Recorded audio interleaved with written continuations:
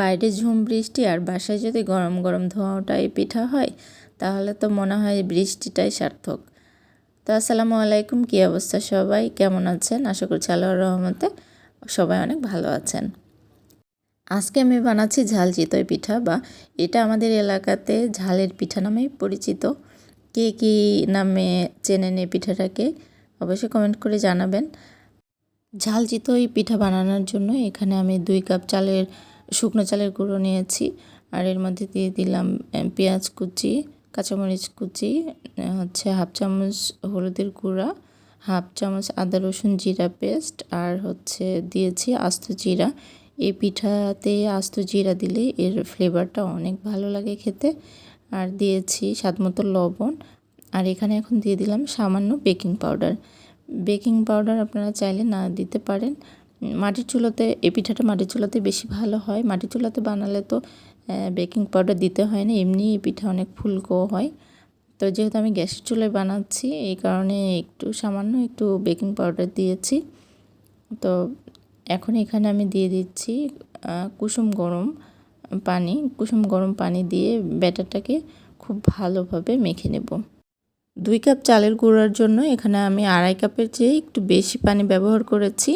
আমার চালের গুঁড়ো যেহেতু শুকনো ছিল এই কারণে আমার 2.5 কাপের চাইতে একটু বেশি পানি লেগেছে। ভেজা হলে হয়তো একটু পানি কম লাগতে পারে। তো ব্যাটারটা দেখেই বুঝতে পারছেন যে এর ঘনত্ব কেমন হয়েছে। ব্যাটারটার ঘনত্ব ঠিক এমন পাতলা হবে, তাহলে পিঠাটা ফুলকো হবে এবং হচ্ছে ভালো হবে। তো এবার আমি পিঠাটা বানানোর জন্য এখানে একটা তাওয়া বসিয়ে দিয়েছি, আর তাওয়াটাকে আমি খুব ভালোভাবে গরম করে নিয়েছি। আর এবার এর মধ্যে দিয়ে দিলাম সরিষার তেল দিয়ে পুরো তাওয়াতে খুব ভালোভাবে মেখে নিচ্ছি। এভাবে পিঠা বানানোর আগে তাওয়াটাকে এভাবে একটু করে নিলে পিঠাটা নিচে থেকে লেগে যায় না। আর যেহেতু গ্যাসের চুলোতে বানানো, তো পিঠাটা খুব ভালো হতে চায় না। তো এইভাবে যদি আপনারা একবার ট্রাই করে দেখেন তাহলে আশা করছি খুব সুন্দর পিঠা হবে। তো যাই হোক, এখানে আমি এখন দিয়ে দিয়েছি পানির ছিটা দিয়ে, টিস্যু দিয়ে খুব ভালোভাবে তাওয়াটাকে মুছে নিচ্ছি।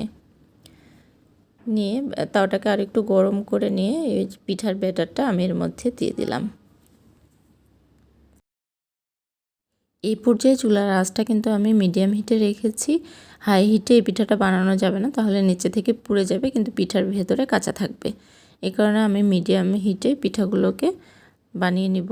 এবার একটা ঢাকনার সাহায্যে এগুলোকে ঢেকে 1 থেকে 1.5 মিনিট অপেক্ষা করেছি। তারপরে এই তো দেখতে পাচ্ছেন আমার পিঠাগুলা কত সুন্দর ফুলকো হয়েছে, অনেক সফটও হয়েছে।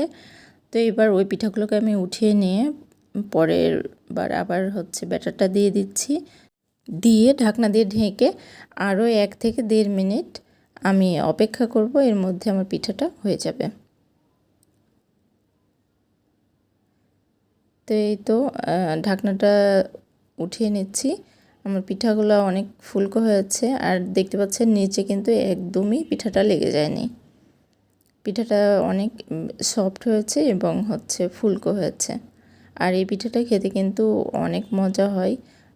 আপনারা কোন কোন এলাকায় এই পিঠাটা খান অবশ্যই কমেন্ট করে জানাবেন। বৃষ্টি বা শীতের মধ্যে এই পিঠাটা খেতে কিন্তু অনেক ভালো লাগে।